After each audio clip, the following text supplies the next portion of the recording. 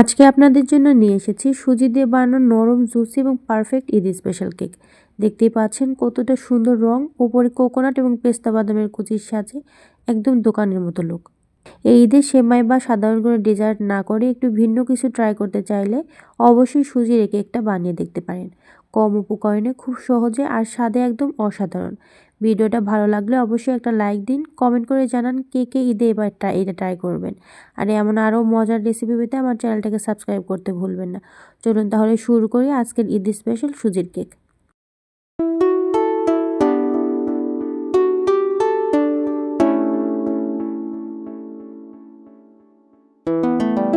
তো hello everyone, আসসালামু আলাইকুম। সকালে কেমন আছেন? আশা করি সকালে ভালো আছেন। আলহামদুলিল্লাহ আমি অনেক ভালো আছি। তো এই সুজি কেকটা বানানোর জন্য এখানে আমি 1.5 কাপ সুজি এবং দিয়েছি হাফ কাপ গুঁড়ো দুধ, দিয়েছি 1 চা চামচ বেকিং পাউডার এবং সামান্য একটু লবণ, দিয়েছি 1 টেবিল চামচ তেল এবং সামান্য একটু এলাচের গুঁড়ো। এখানে এলাচের গুঁড়ো স্কিপ করে আপনারা চাইলে এখানে ভ্যানিলা এসেন্সও ব্যবহার করতে পারেন। তো এটা আমি সুন্দর করে প্রথমে আগে মিশিয়ে নেব। মিশিয়ে নিয়ে এখানে দিয়ে দিয়েছি আমি হাফ কাপ চিনি এবং দিয়ে দিয়েছি সামান্য একটু দুধ। আমি এখানে 1 কাপ দুধের অর্ধেকটা ব্যবহার করেছি। অল্প অল্প করে ব্যবহার করব যাতে করে পাতলা না হয়ে যায়।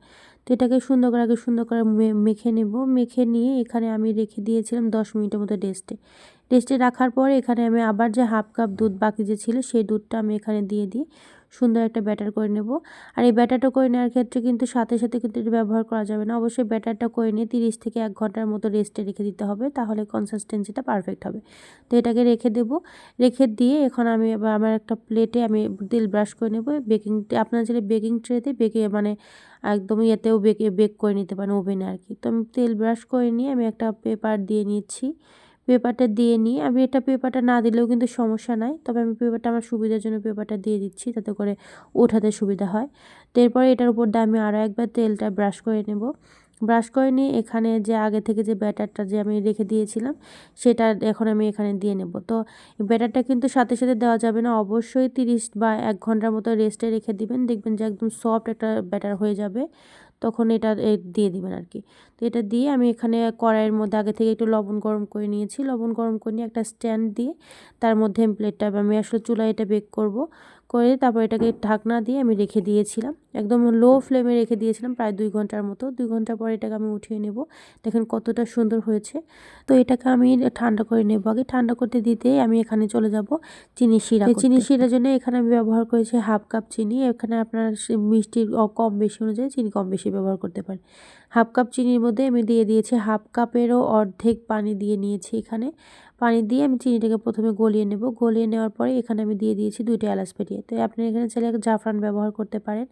তো এটা যখন এর মধ্যে কেকটা ঠান্ডা হয়ে গিয়েছে, এর মধ্যে আমি দিয়ে দেবো সেই আগে থেকে যে চিনি শিরাটা করলাম সেই শিরাটা দিয়ে পুরো কেকটা দিয়ে দেবো। উপরে দিয়ে দেবো নারিকেলের ফ্লেক্স বা ড্রাই কোকোনাট যেটা অ্যাভেলেবেল পাওয়া যায় যে কোনো সুপার শপে, সেটা দিয়ে নেব। দিয়ে নেওয়ার পরে এখানে আমি দিয়ে দেবো সামান্য একটু পেস্তা কুচি। তো পেস্তা কুচিটা যেহেতু অপশনাল, আপনারা চাইলে এটাকে নাও ব্যবহার করতে পারেন।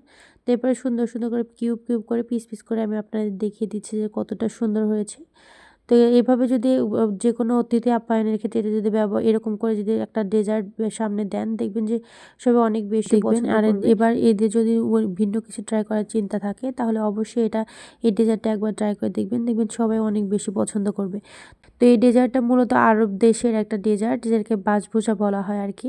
তো বাসায় অবশ্যই যদি এরকম ঈদের ট্রাই করে থাকেন সেটা কমেন্ট করে অবশ্যই জানাবেন। আর আজকের মতো ভিডিও আর বেশি বড় করব না। সকলে ভালো থাকবেন, সুস্থ থাকবেন। দেখা হবে রান্নার আরও একটা ভিডিও নিয়ে। আসসালামু আলাইকুম।